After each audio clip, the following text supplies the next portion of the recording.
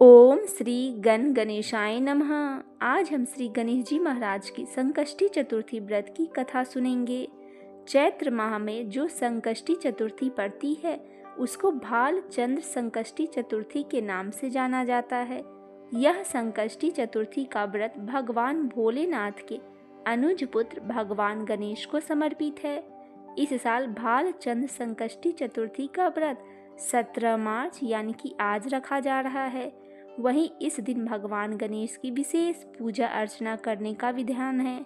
इस दिन भगवान गणपति की आराधना से सुख सौभाग्य में वृद्धि तथा घर परिवार पर आ रही विघ्न बाधाओं से मुक्ति मिलती है। इस दिन श्री गणेश जी की पूजा अर्चना से रुके हुए मांगलिक कार्य संपन्न हो जाते हैं। माघ महीने के कृष्ण पक्ष की चतुर्थी के दिन चंद्रमा के दर्शन से गणेश जी के दर्शन का पुण्य मिलता है। चौथ की पौराणिक कथा सुनते हैं। यूँ तो बहुत सारी कथाएं प्रचलित है, लेकिन आज हम 2 पौराणिक कथा सुनेंगे। त्रेता युग में रावण ने स्वर्ग के सभी देवताओं को जीतकर अंगद के पिता बाली को पीछे से जाकर पकड़ लिया। वानर राज बाली रावण को अपनी बगल यानी कि कांख में दबाकर किष्किंधा नगरी ले आया और अपने पुत्र अंगद को खेलने के लिए खिलौना दे दिया। अंगद रावण को खिलौना समझकर रस्सी से बांधकर इधर उधर घुमाते थे। इससे रावण को बहुत कष्ट और दुख प्राप्त हुआ।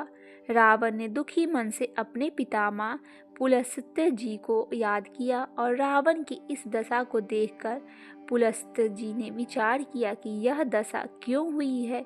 अभिमान हो जाने पर देव मनुष्य असुर सभी को यही गति होती है। पुलस्त्य ऋषि ने रावण से पूछा, तुमने मुझे क्यों याद किया है? रावण बोला, पितामह मैं बहुत दुखी हूँ, नगरवासी मुझे धिक्कारते हैं, आप मेरी रक्षा करें। रावण के ऐसे वचन को सुनकर पुलस्त्य जी ने बोला, पुत्र तुम डरो नहीं, तुम इस बंधन से जल्दी मुक्त हो जाओगे। पुलस्त्य जी ने कहा, तुम विघ्न विनायक गणेश जी का स्मरण करके व्रत करो।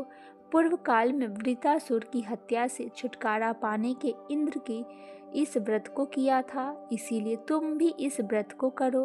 रावण ने भक्ति पूर्वक इस व्रत को किया और बाली के बंधन से मुक्त होकर पुनः अपने राज्य को प्राप्त किया। बोलिए भगवान गणेश जी की जय। आइए अब हम दूसरी कथा का श्रवण करते हैं। एक बार देवों के देव महादेव ने शिव जी के, कार्तिकेय व गणेश जी से पूछा कि तुम में से कौन देवताओं के कष्टों का निवारण कर सकता है। तब कार्तिकेय व गणेश जी दोनों ने ही स्वयं को इस कार्य के लिए सक्षम बताया। इस पर भगवान शिव ने कहा कि तुम दोनों में से जो भी सबसे पहले पृथ्वी का परिक्रमा करके आएगा वही देवताओं का मदद करने जाएगा। ये वचन सुनकर ही कार्तिकेय अपने वाहन मयूर पर बैठकर पृथ्वी की परिक्रमा करने के लिए निकल गए, परंतु गणेश जी विचार मगन हो गए कि वे चूहे पर चढ़कर सारी पृथ्वी का परिक्रमा कैसे करेंगे। इस कार्य में उन्हें बहुत समय लग जाएगा। तभी उन्हें एक उपाय सूझा। वे अपने स्थान से उठे और अपने माता पिता के साथ परिक्रमा करके वापस बैठ गए। परिक्रमा करके लौटने पर कार्तिकेय स्वयं को विजयी बताने लगा। शिवजी ने गणेश जी से पृथ्वी की परिक्रमा न करने का कारण पूछा। तब गणेश जी ने कहा, माता पिता के चरणों में ही समस्त लोक है। यह सुनकर भगवान शिव ने गणेश जी को देवताओं के संकट दूर करने की आज्ञा दी और गणेश जी को आशीर्वाद दिया कि चतुर्थी के दिन जो तुम्हारा श्रद्धापूर्वक पूजन करेगा और रात्रि में चंद्रमा को अर्घ देगा उसके सभी कष्ट दूर हो जाएंगे।